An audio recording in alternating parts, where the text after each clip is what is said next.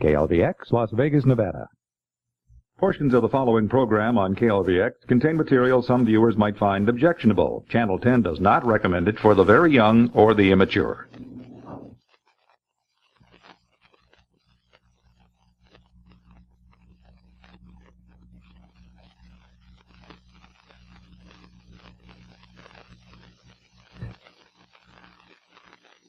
Funding for Frontline is provided by this station and other public television stations nationwide, and by the Corporation for Public Broadcasting. Tonight on Frontline, a girl from Minnesota becomes a star of porn films. She enjoyed the recognition. She enjoyed the money. An 18-year-old innocent looking for adventure and finding a world of money, drugs, and sex in front of cameras. Colleen Applegate did not like doing sex on film, period. She chose to do it. She could have stopped. A young life ends with a gunshot and questions. Tonight, death of a porn queen.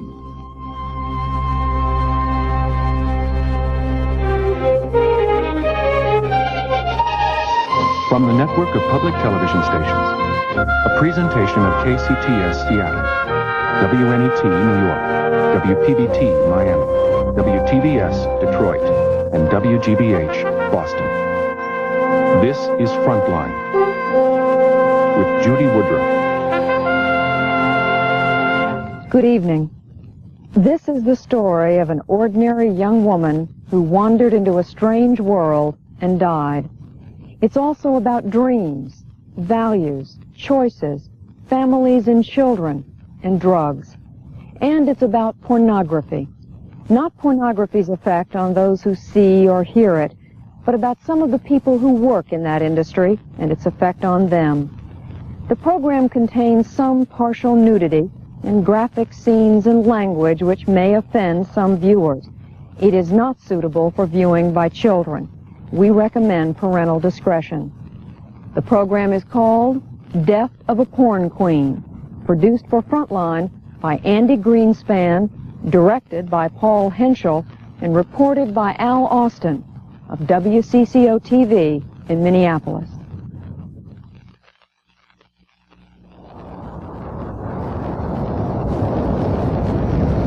This is where the story ends. Palm Springs, California. Early in the evening, March 21st, 1984. A young woman lay thrashing on her bed with a bullet wound through her temple. A rifle lay beside her. I went over to her, and she was laying, there was like two mattresses pushed together on the bed, and there was like a crease, and there was a blood going all the way down the crease, but you couldn't see any blood on her. And,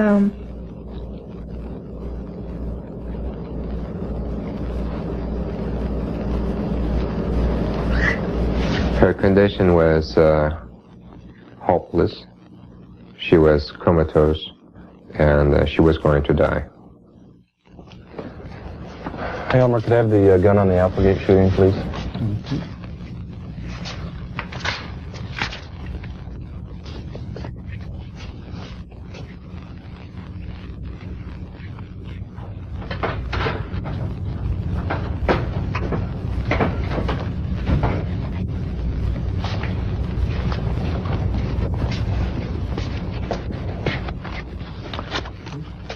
Okay. This is the weapon that was found at her side. How do you think she shot herself? She would have been laying down on the bed with the gun on the bed or propped on her arm, possibly with her thumb or other finger to the gun, and the bullet would have passed through her head and into the wall where we found it. She was known as Shauna Grant, a star of X-rated films.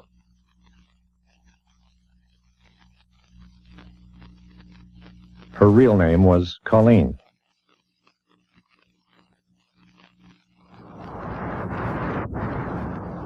Colleen Applegate, from Farmington, Minnesota. She left home when she was 18. When she died, she was 20.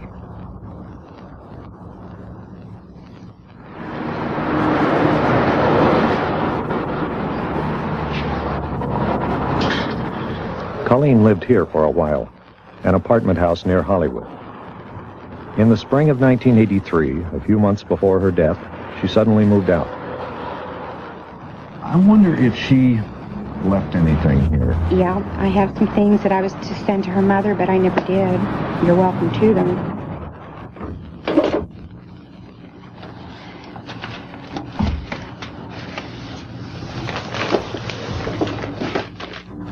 Competitive activities. Pictures. And terrible books.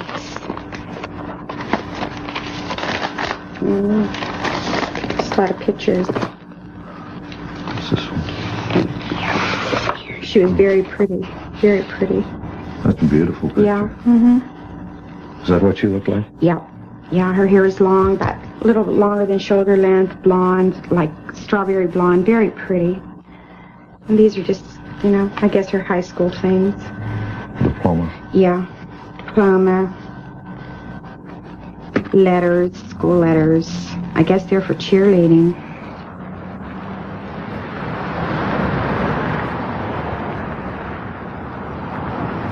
High school diploma, old snapshots and valentines, her confirmation certificate from the Catholic Church, and a copy of Hustler magazine with her picture on the cover.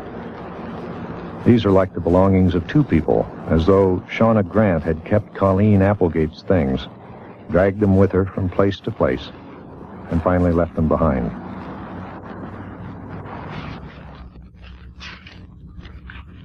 When did one person become the other? How does an ordinary small-town girl like Colleen become a Hollywood porn queen? And then what happened to her? She shot herself, but why? How did she get so far from home?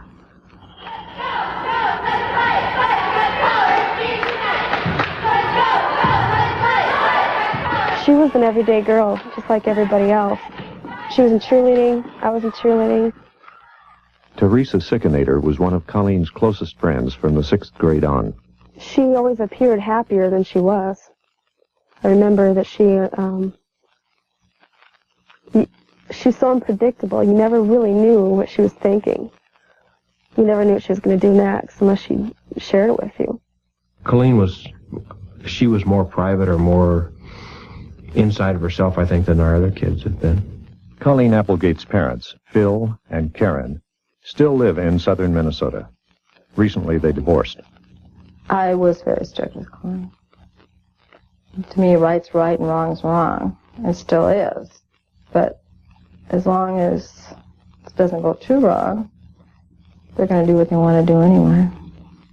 I maybe tried to run the house, or I tried to run a house like you do a business, and really that isn't a good way to run a house sometimes. And maybe I come off that way. But I learned over the years too. But I think when she was going to high school, when she was in here, I expected certain things. I realized I was a tough father. I wasn't an easy father, and I don't know whether that was a mistake or not, because I was just as tough on the other kids too. She was the oldest of 5, but there was nothing strange or abnormal about her childhood. It was a very average childhood. She loved to read. She used to write poems. She wasn't much of a house cleaner, but she loved to cook. Our relationship with Colleen was fine until her junior and senior year. Then we had a lot of arguments.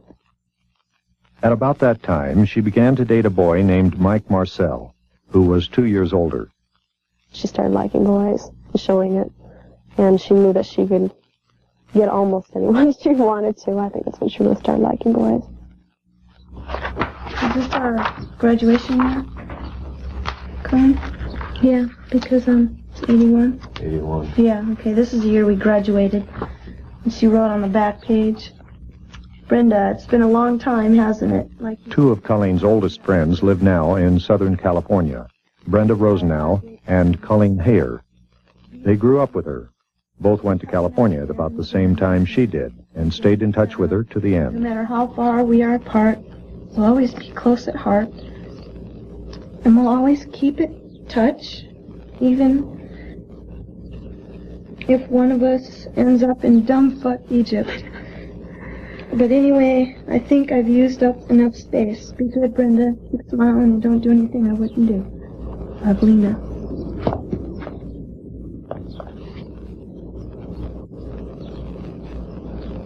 God, it's been a long time since I read that. I think she was a little bit different. You know, she had different ideas, I think, than everybody else. She had these dreams of what she wanted to do, and she wanted to be a model, and back then we didn't really have set dreams or goals, and she did. It was a small town, you know, a population of, what was it, 4,800 people at the time or something. Now, yeah, it was even less, and it's and everybody knew what you were doing before you did it, and there was never really anything to do. They get bored everybody. Yeah.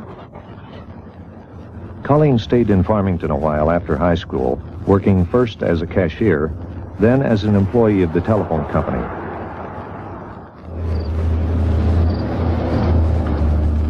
There, one night in December, she swallowed a bottle of pills. She was rushed to the hospital. We took her to the emergency and they pumped her stomach. It was basically that it wasn't so much that she wanted to kill herself as it was that she wanted some attention.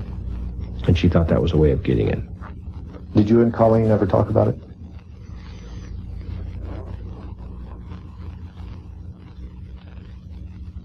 No, to be honest, no, I don't think we did. I don't think we really sat down and talked about it. We went to the counselor with her as a family.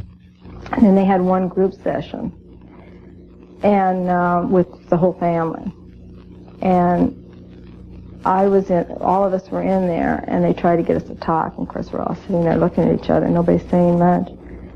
And I was very angry because I still don't feel she took that because of, although maybe that was the beginning sign and I didn't know it, of a problem. I thought she did it for attention.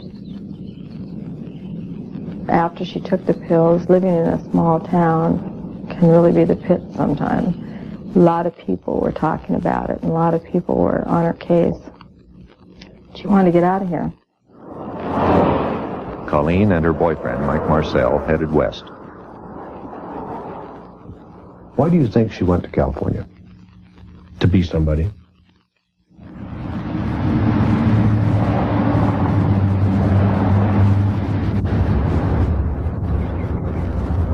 Los Angeles that first spring was no more fertile ground for Colleen's vague ambitions than Farmington, Minnesota had been.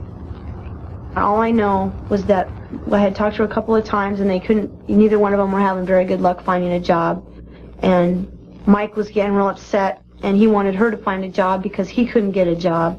And he found, from what she told me, he's the one that found the ad for modeling. It was just in a newspaper. Yeah.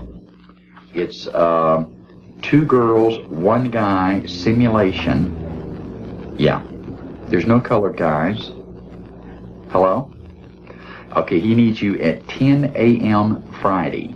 This is the man Colleen went to see in the spring of 1982. Got a pencil? His name is Jim South. And can you write this early in the morning? He runs an agency called World Modeling. What we do is that we're licensed to get you work with professional photographers. The majority of the work that we get is nude photographic modeling. The pay does run from $100 a day up to $1,500 a day, depending on who's shooting you. Now, the 2 different type shootings we have single girl, you modeling alone, like you see in Penthouse. We also have simulation, you lucky devil. A documentary crew led by Wendy Apple shot these scenes of South as he interviewed a new model named Kim. You are touching. You do look like you're doing something, but you're not. Jim South is indeed an agent. Apple was making a film entitled Fallen Angels. And he is absolutely the medium, the way in which girls who know nothing about Hollywood or movies or pornography come into the porno industry. They have to pass through him. They don't have to, but that's the way his business is set up. Give me a shot of you standing close to the stool with your right foot on the bottom ledge He said that he can get new girls work very fast. There's always a job for a new girl. Right over there, taking a Polaroid of it. Okay? Thank you. All right, now twist a little bit more around. South showed his Polaroids of Colleen Applegate to penthouse photographer Steve Hicks. Up, down, up, down. Okay, that's fine. I'd like to shoot some more of that, but I want to move that cactus out because it's got no meaning in the picture. I don't equate what I do with X-rated films whatsoever. Push it 1 foot to the left and it'll be out. I mean, what I do is I photograph women and attempt to create beauty out of their bodies. Stand and let me see you just start to bring the jeans down a little bit. Just slowly. Keep going, I'll tell you when to stop. Colleen was a beautiful girl, and I think very unaware of it. You know, she was the type of girl that when she walked in, she looked in many ways like she just came right off the farm. But in makeup, she was a very beautiful girl, and she really took to modeling quickly. You know, it's unfortunate that Mother Nature put 18-year-old girls on this planet with beautiful bodies, because you know, the mind of a typical 18-year-old girl is not prepared to make the right decisions in this town with these opportunities. Hey, Stephanie, I need you to grab those jeans. I need you to stretch. That's great, that's great. Hicks advised Colleen to get out of nude modeling quickly because it leads downhill. After all the magazines have used her, the only thing left is X-rated movies. I see completely different colors, I can't tell. She ignored the advice and soon was posing for raunchier magazines. And she invited us up, so we went to her house for the weekend. And that's when the first time we found saw out. the pictures and all that. What sort of pictures were they? Shocking pictures. We didn't expect. We didn't know. You know, when she said modeling, and then she finally told us it was nude. Well, you think of maybe like Playboy, you know, and then the pictures we saw though were like from more hardcore type pictures. Erotica and what is that other magazine? Velvet, stuff like that. And then she just had the Polaroids, the instant pictures of her and some guys. They were pretty. We both, you know, she pulled them out, started showing them to us, and we just looked at each other. You know, our mouths were like down to our knees. She'd been kind of covering up. She didn't come right out and say, well, I was doing this with this guy and I did this with this girl, and you could tell she felt bad because she wouldn't tell us the whole story, you know. And then it even went so far as her trying to convince us to do it with her. You know, so it wouldn't be as bad. Yeah. What would she say to do that? She had an appointment set up with her manager for us to meet her. To go in and the whole bit, and we were just like, well, I don't think so. It's easy. She said, well, just go talk to him. You know, see, it's good money. You know, you can just do it like on the weekends. Come out here, and you don't have to take your clothes off if you don't want to. And which, you know, seeing the pictures, you knew you would have to take your clothes off. How important do you think it was to Colleen that you approve of what she was doing? I think it was very important to her. Because I think she knew that nobody that was in her life before did approve. You know, you take a typical girl that's used to working at McDonald's or in a shoe store making a minimum wage, and suddenly she's given the opportunity to get made up and be in front of people that tell her she's beautiful and make as much money in a day as she was making in 3 weeks. And they change. They change. And that's sad. Mike Marcel, Colleen's boyfriend, soon left her and returned to Minnesota, where he spread the news that Colleen was involved in pornography. Marcel won't discuss it now. He says he just doesn't care about her.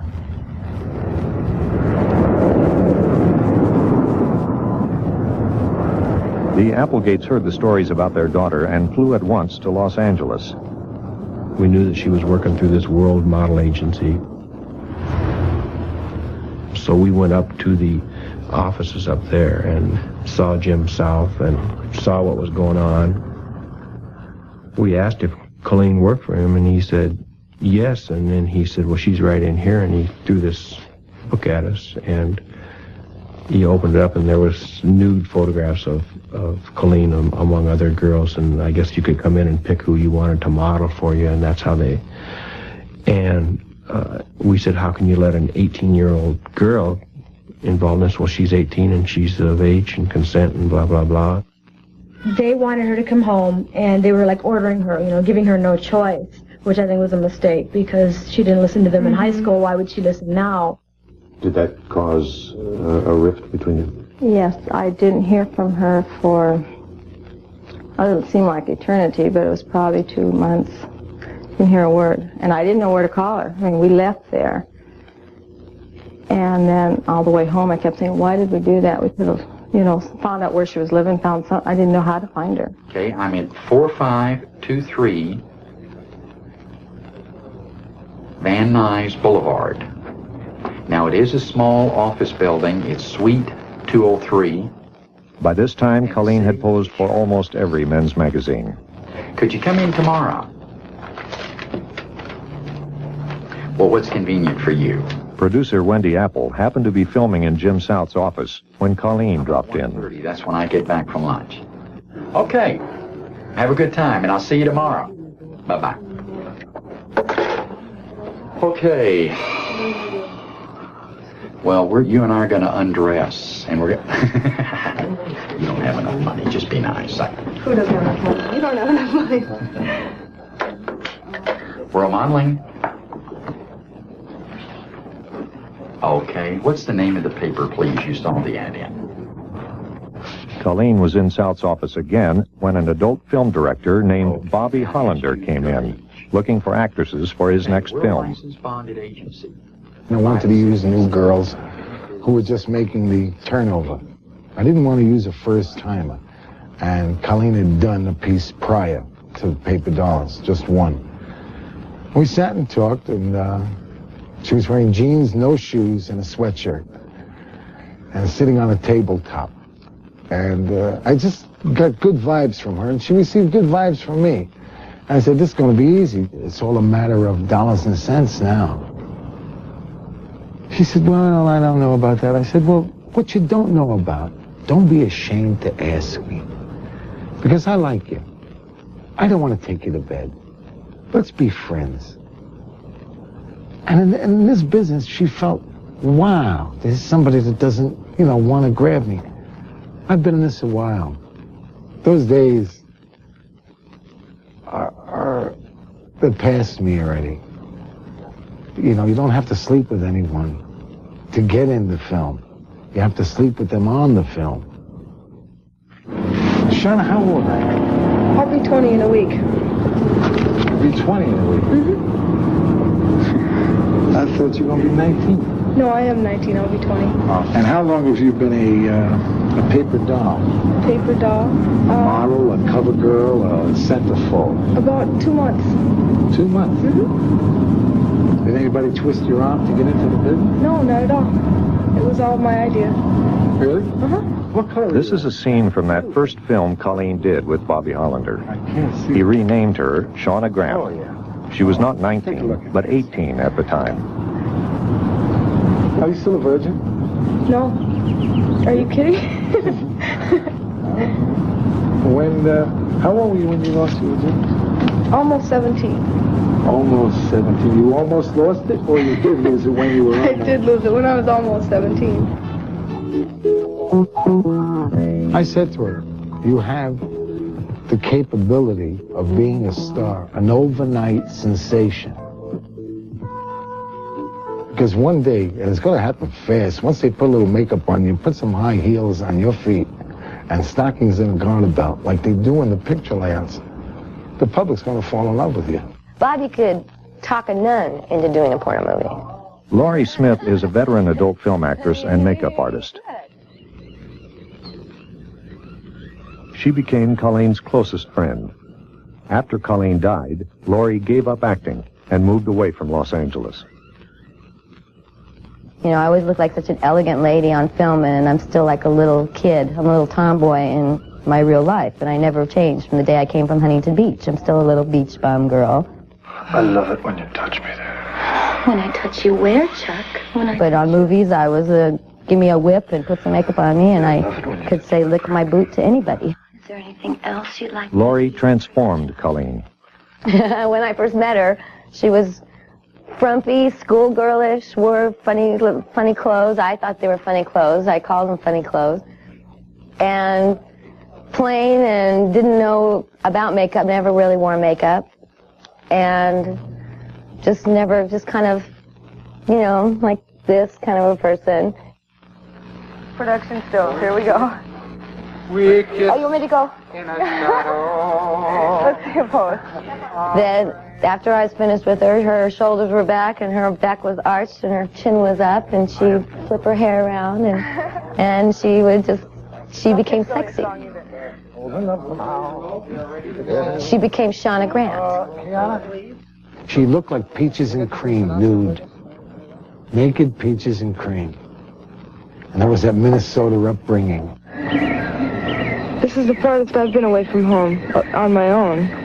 That's crazy. I haven't been anywhere. She got her little act down, like, you know, little girl from Minnesota. And, you know, it's up till the very end, she used to say that, like, I wonder how many more years I'm going to get away with this Minnesota act.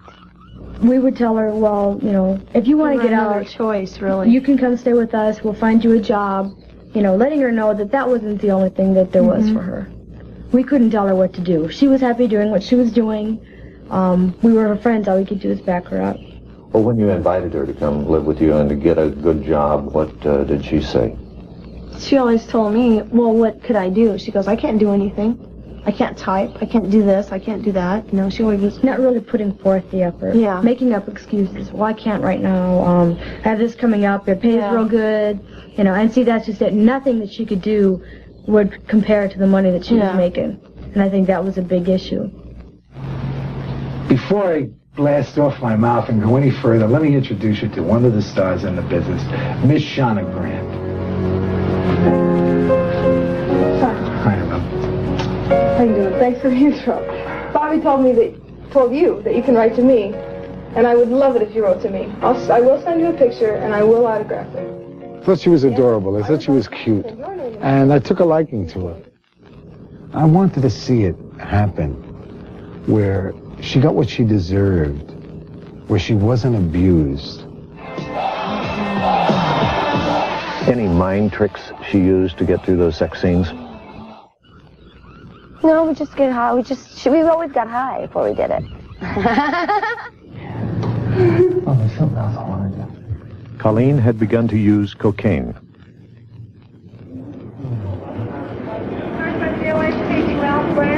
She returned to Minnesota for a visit in the fall.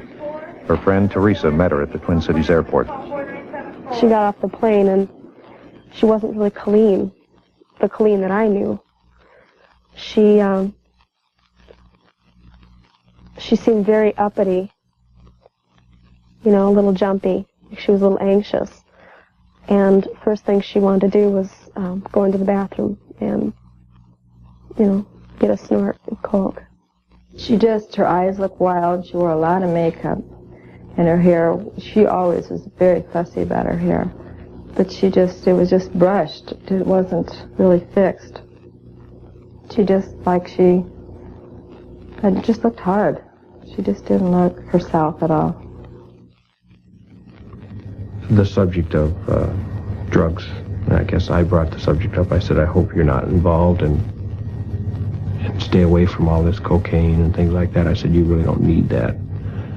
And she says, oh, you don't have to worry, Dad. She says, I go to parties where that's at, but I don't do that. And because I'm a parent, and I guess, and because it's my child, I guess I wanted to believe her. I just didn't like what she was doing. She was flaunting her portfolio or whatever. And the pictures she showed me in the portfolio weren't nude pictures, but they were very flattering pictures, but she hardly had anything on. And she wanted to give me one. She wanted me to pick one out, and she'd give it to me. I told her I didn't want any of those pictures. Magazines with Colleen's nude pictures had reached the stores in Farmington.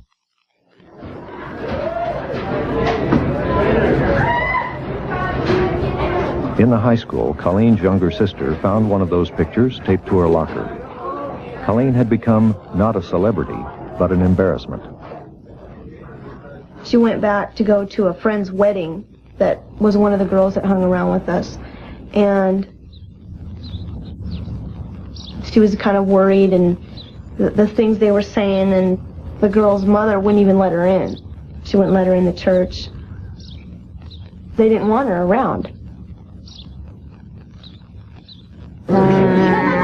3P. That sounds great. Despite appearances, this is serious business. The Consumer Electronics Show in Las Vegas. Twice a year, these exhibitions give the porn industry a chance to show off its new films and its stars to the nation's videotape dealers. Triple X kisses. Triple X. For your office wall? Sure. What are the clients going to say? Great, thank you much. Hiya. How you doing? Americans rented 100 million X-rated video cassettes last year. Most of the companies that produce them are represented here. They have a pool of 400 actors and actresses who are willing to have sex on camera. And the winner is Blame It on Jim. The X-rated performers have their own version of the Academy Awards. What's the score? Best shot on video sex scene. I'm not quite sure which one it is, though. It is. Which scene? Well, the film is nominated. It's up for Best Specialty Film. Bizarre Encounters. Bizarre Encounters. It's, well, you describe it, dear. How would you describe Bizarre Encounters? It is the world's first how-to instructional black comedy, hardcore bondage and discipline tape. And if you think I was hot in '86, watch Brady's Sentence. 21-year-old Barbara Dare is voted Best New Performer.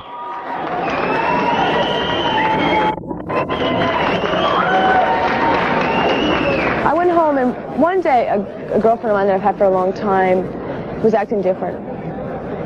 And I said, why? Because of what I'm doing?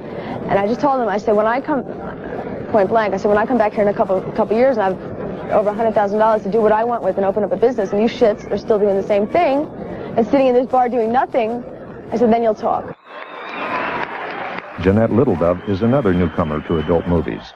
She's 19 from Oklahoma. It just messes with your mind. It's addictive. You can't quit. Once you get a hold of the money and you know it's there and it's easy to get to, you don't want to quit. Where's the, Just push that. It automatically focus. Joey, hurry up. Jerry. Get this picture. In 1983, Colleen Applegate attended one of these shows as the porn industry's new star. She had been unwelcome at a friend's wedding in her hometown, but here, people lined up to have their picture taken with her. She had a line of a minimum of 40 people at a time. She saw the recognition. And she liked it? Yeah. She became Shauna Grant. At that show? Yeah. She became Shauna Grant. But Shauna Grant always was Colleen Applegate. I don't know which scared her more. She was a little girl. She needed to be supported, you know, needed to be told that everything was okay and that, you know, there were people there with her. I'm sure he will. Oh, we got both of them in there. Lucky me. I didn't even like it the real thing. Danielle Martin and Colleen began their X-rated acting careers at about the same time. Okie dokie. Something dirty. We met on a film, Summer Camp Girls. She was like really nice, and we just like started hanging out, you know, best friends, you know, very close. Okay, John, you're next, huh? You know, I will always make it on my own, and I know that, even if everyone dumps me. But she couldn't, you know, she was holding on. She was frightened to make her own decisions or what to do or anything like that. Is your sound okay in there now? You have the slate. Okay, fine. Slating centerfold celebrities, Shauna and Jamie, take one. Why would you want me to lay down? Well, just so you could be comfortable. You know, I don't want you to strain. Bobby Hollander directed Colleen in a series of hardcore tapes that required only a day or two each to shoot. Oh, yeah? You're going to get him aside? Bobby is an okay person to work for. He's not a pushy, mean, doesn't make you feel... I mean, you may look cheap in the movie, but while you're doing it, he makes you feel like a little queen, you know. During the time, you feel like you're doing Gone with the Wind. So it's like one of the things. It's not hard for Bobby. He didn't talk her into it. She wanted to do it. Shauna was a talent. She was a star. There are stars in the business. Shauna Grant made herself a star in a short period of time. The quickest I've ever seen.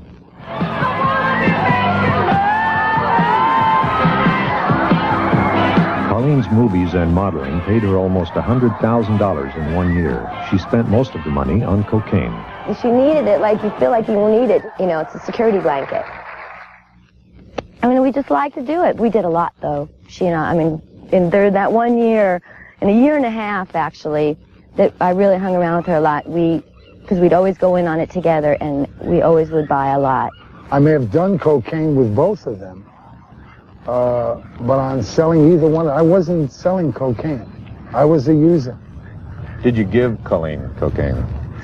I think I gave Colleen as much cocaine as she gave me. It was the perfect thing to have. You could go smoke a joint, unwind from the first scene, and then right before you go on, you take a two. So now, Shauna is going to... These are outtakes from a movie Laurie and Colleen did with Bobby Hollander. She's going to dust off the fucking screen. Okay! So you don't miss anything. All right, don't get mad at me. I just, every time I go, I mean, ooh. Talking to you. Once I saw Bobby started freebasing, that was the last time I worked for Bobby, and it's the last time I would ever work for him, and I was really pissed off. Would you like, you know, you don't know, no, you ain't listening to shit. We are listening to everything. You walk away. I know exactly. I'm listening. I don't want you to say anything. I want you to listen to me. Okay, Bobby. Lori, deep inhale. I know, but let's get to... Doesn't that... Okay, do you see what you're saying this, you can read I it know right from the exactly script. how you want it. He just was crazy. He couldn't make up his mind what he wanted to do.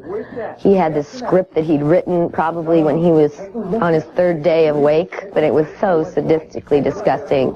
We're taking this, instead of the stills that we did... And I just said, Colleen, forget it. Just forget Bobby. Go off on your own. You got your name now. You're big enough where you can do it on your own. No. You didn't tell me I was... I told you I am... Yes, we are Now you shooting. did. We are shooting. We are rolling. We are rolling. Debbie's in there getting makeup on now. Bobby Hollander is on probation for cocaine possession. Each weekend, he must clean up highways for the California Transportation Department. I've been here 16 or 17 days working with this crew. Some of the finest guys in the highway and freeway business.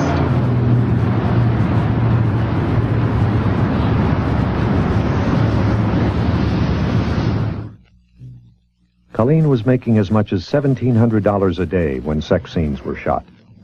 She hated it. She hated it. She just laid there and just let it happen. Colleen Applegate did not like doing sex on film, period. And she just was so overwhelming because I knew the girl did not want to be there. It was so shame, you know, it's so shameful. Jerry Butler, one of Colleen's co-stars, believed she did not belong in adult films, but others kept encouraging her. Everybody said it was okay. Hey, put this skirt on. You look like a million, Colleen. Oh, you look great. I mean, Shawnee, you look fabulous. Oh, great. Take the picture. Oh, terrific. Oh, this is great. Oh, great sex scene. Oh, terrific. These are the people that are still alive. These are the people that made money and still making money off this poor little girl, getting to think that that's all she needed in life. She enjoyed the recognition. She enjoyed the money. There's no question about that. Okay, but she was an aimless girl. She was vulnerable. Don't you think that life is harmful to a person like that? That's a loaded question. Yeah, it is. It's a loaded question. I think anyone who is in Colleen's age group, they're all in the same situation. Okay. She She chose to do it. She could have stopped and made less money and just being a photographer's model. But I personally think she enjoyed doing it. Colleen was an exhibitionist. Okay, maybe Colleen was two different people on camera and off camera. Two different people, Jekyll and Hyde, completely. It was her choice, but wouldn't it have been better for her to stop? Well, talking about it today, yes, it would have been better. Are you tell somebody to bring my bathrobe in here? I forgot to bring it in. Okay, well, look at In that 1 year, Colleen performed in 30 X-rated movies. Oh. She had an abortion. She contracted herpes. She performed sex on camera with 37 men. Super.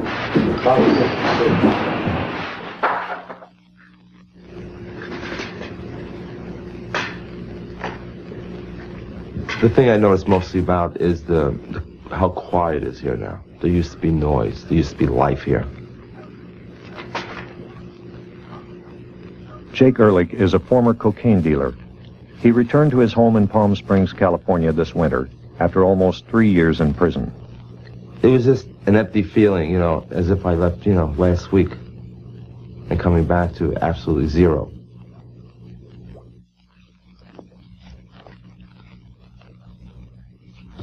Basically how our bedroom was set up. We just keep a stereo over there. And there's a patch there that bothers me. That's the patch the police pulled out. They made a patch and someone tried to patch it up, and it bothers me to sleep next to it. What do you mean? That's the bullet went through her head. I don't know how she was lying, how she was even shot. See, I never even knew. But the bullet went through her head, and it's the wall.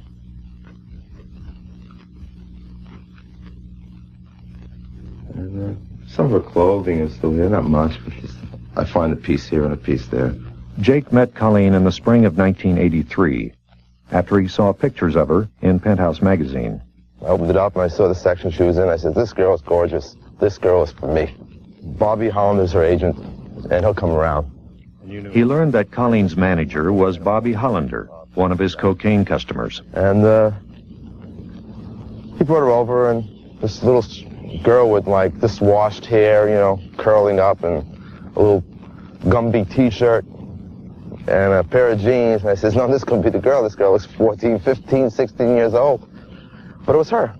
You know, not what I expected. Not the fantasy. It wasn't the fantasy from the magazine. She came here, and she never left. She just stayed. She stayed. She found home. And she quit doing pornography. She just stopped dead. She was very happy in the very beginning. Very super happy person. She'd call up everyone.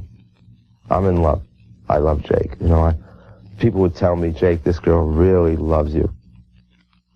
And she started building up. She would call home for recipes to her parents. I'm not in the business no more, and give me the recipe for that. I'm cooking for Jake. Sometimes late at night, with the stereo on, Colleen tape-recorded her thoughts. You amaze me, Jake. Here I am, 20 years old, and in love with a man twice my age. You let me be Colleen, and you don't expect me to be anybody else. You respect me, and you care about me, and you at least like me. She was basically happy living here. She was safe from the outside world.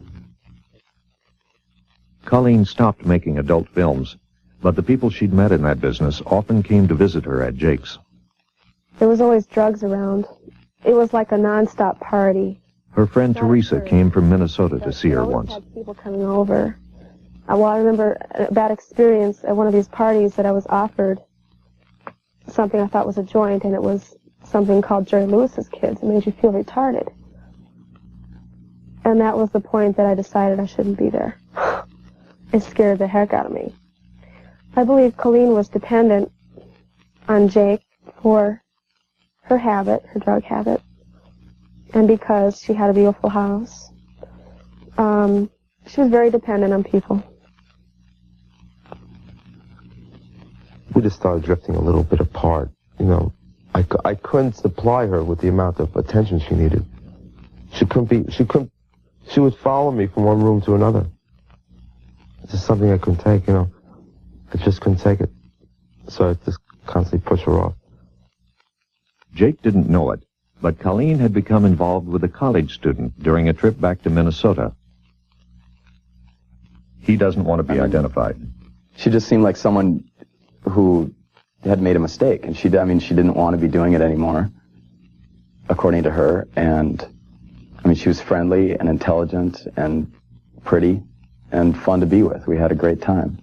Now, she told me that she was going to marry him, and I don't know if they'd actually talked about that. But in her heart, that was her dream, to marry him. To come back, go to school, be a regular college student, use her mind, because she had a good mind, and marry him. And yet Colleen stayed with Jake, and her cocaine addiction worsened. It's hard for a cocaine dealer to control someone that's close to you, especially if you're selling it. How can you say, you shouldn't do it, it's no good for you, meanwhile I'm doing it myself, and I'm selling it? She got real thin. She was real pale. She wasn't eating. She just looked sick, you know. And I would always ask her. I would say, why do you keep doing it? Why don't you just stop for a while, you know? And she's like, oh, I'm okay. I don't do it that much, you know. And I say, well, look at you. You're 90 pounds. Jake urged her to get psychiatric help. She refused. And one night he told her she'd have to move out. She said, if that's the end, I'll show you. She runs in my bedroom, and I hear her pick up my rifle and go click, click, and I run in there real fast. I didn't take her serious. I figured she just wants attention. She wants something. I ran in there quick enough that she had the rifle cocked. And She hadn't pulled the trigger. No. She cocked the rifle. She cocked it. And it was loaded. It was loaded. I kept the rifle. It's a .22 rifle, the same rifle she took her life with. But I didn't take her serious. You know, I think she just wants attention. She's mad, and, you know, and I couldn't handle the situation either. And we sat down in the bed, we talked, and I says, all right, you don't have to move. You stay here, and when you're ready, you'll move, you know. I was scared. A few days later, in February 1984, police arrested Jake for drug dealing. He was taken to jail and faced several years in prison. The Adult Film Association of America proudly presents the 8th Annual Erotic Film Awards. Adult movies have come of age. Colleen had not made a hardcore film in the 10 months she lived in Palm Springs. But 3 of her earlier performances were nominated for awards. Shauna Grant for Flesh and Laces Parts 1 and 2. $100 an hour.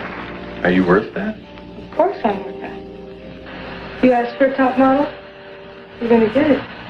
Mr. John Leslie and Miss Shauna Grant.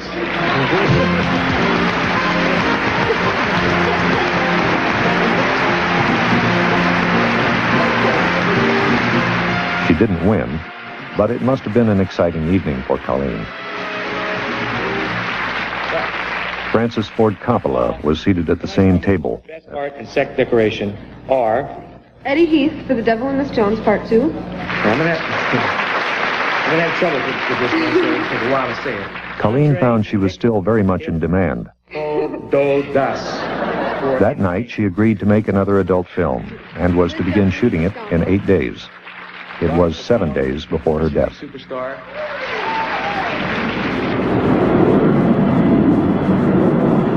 A few days after the awards show, Colleen's Minnesota boyfriend arrived in Los Angeles to see her. She never showed up at the airport. Oh, there's a mix-up, the fact that Colleen just totally disregarded the fact he was flying in, forgot. She forgot he was coming in. She'd made plans for like 2 months to have him come out from Minnesota, and he finally got the time to come out, and she knew about it for 2 weeks. She knew, but then when it came down to that day, we'd gone to the awards and we got wasted, and then we were hanging out at my house. We slept for 2 days. And we didn't know how we were going to get there because we didn't have a car. So we had to figure out a way to get there, and that's what she was doing all that day, is figuring out a way to get there, and that's when Jake called, and all the shit came down. Jake phoned Colleen from jail, told her their relationship was over. She would have to move out.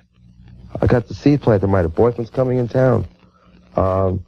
She didn't pay none of the bills. She sort of destroyed the $2,000 of mostly drugs and limousines and partying. All these things are built in my head, and I'm saying, hey, man, stop her now. Colleen called her friend Brenda and asked her to come over and keep her company while she packed. And she was like real depressed, and she wasn't talking much. She was just kind of sitting around. She was, you know, you could tell she wasn't happy at all. She had run out of money and cocaine. In 2 days, she'd be performing sex on camera again. Now she had to pack and get out. And the stereo was on, and she went back into her bedroom. I remember the first time I really, really was lonely and depressed and down, and I wasn't doing so hot. I was stuck and had no one to depend on but me. That was the first time I really felt bad. And that was minute compared to what's coming and what's happened since then. And I heard a pop, like a loud pop. And I looked, and she was laying, there was like 2 mattresses pushed together on the bed, and there was like a crease, and there was a blood going all the way down the crease, but you couldn't see any blood on her. So I like tilted her head up, and I was just trying to see, you know, I was just trying to look at her. I was like, Colleen, Colleen, because she was still breathing. A girl named Lori called here at midnight, our time, and was crying on the phone and asked if we knew about Colleen, and we didn't. And then she said that she was in L.A., but Brenda had called her and told her that Colleen shot herself. And she just was wondering if I knew, and I didn't hear from anybody. At the hospital, machines kept Colleen alive for 24 hours. Her mother and friends were there. And I had this ring that was a little heart with some diamonds on it. I wore it on my wedding finger. And I asked Colleen's mom if I could give it to her. And she's like, are you sure? You know, I gave it to her. You know, I was afraid to even touch her. It was like reaching her, and I asked, you know, can I touch her? You know, she just looked so frail and everything. It just was so different to see someone with a bullet through their head. You can imagine. And so I took it up my wedding finger, and it wouldn't even fit on hers. Her body was being kept alive by machines, and circulation, when it goes, your body swells up. And I just knew that she wasn't there. It wasn't her. It wasn't Colleen. Her eyes were donated. I got 2 different letters about her eyes. And her kidneys were supposed to be, but I never heard from them. So I don't know if it worked or didn't work. I never heard back. But that's what I signed for them to pay.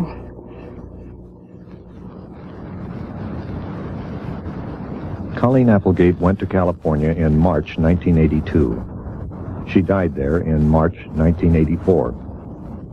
She went in search of something, not knowing what, and with only her beauty to offer in return. And she got lost. She left home incomplete, unequipped for the adventure she'd have, lacking an inner compass. Like Dorothy from Kansas, Colleen found herself in a dangerous forest, but there was no scarecrow along to help her find a way out.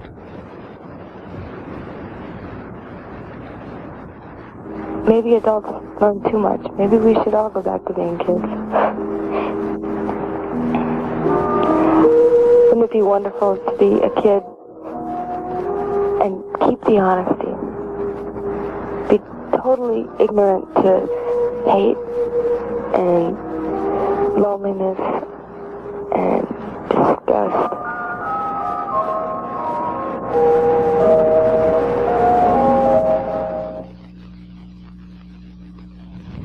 A final thought.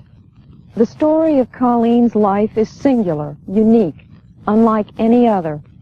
But it's also part of a larger, more troubling story. Each year, the number of young people in trouble seems to be increasing. Some run away. Some get in trouble with the law. Some, like Colleen, attempt suicide. Last year, an estimated 400,000 attempted suicide. 6,000 succeeded. Is all this a way of telling us that we need to pay more attention to our young people? Thank you for joining us. I'm Judy Woodruff. Good night. Coming up on Frontline, the prayer, pride, and power of the black church. The church is what we have had all the time, all the way back to slavery. Young, successful blacks are returning to their church in record numbers, seeking the racial, political, and spiritual core of life in black America. Watch Keeping the Faith next time on Frontline.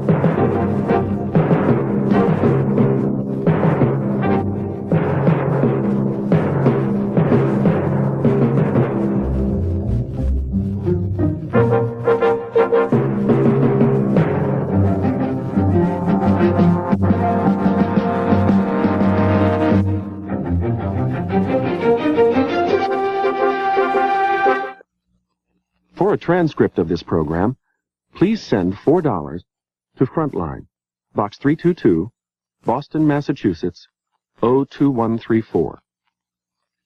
Frontline is produced for the Documentary Consortium by WGBH, Boston, which is solely responsible for its content. Funding for Frontline was provided by this station and other public television stations nationwide, and by the Corporation for Public Broadcasting. Schools, colleges, and other organizations interested in purchasing or renting video cassettes of this program may call 800-424-7963 or write PBS Video, Post Office Box 8092, Washington, D.C. 20024.